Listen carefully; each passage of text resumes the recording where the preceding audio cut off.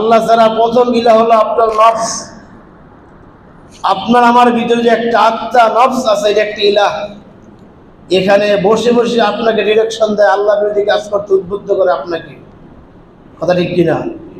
এই নফস একটা ইলাহ। এই নফসকে যে ব্যক্তি নিয়ন্ত্রণ করতে পারবে না, ওই ব্যক্তি জাহান্নামে যাবে।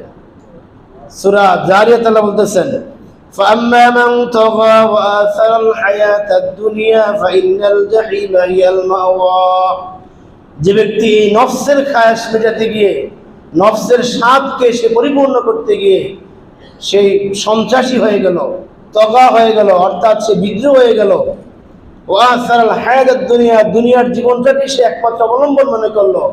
ফাইনাল জাহিমা হিয়াল মাওয়া, ওই ব্যক্তির চূড়ান্ত ঠিকানা হলো জাহান্নাম। বলেন নাউযুবিল্লাহ।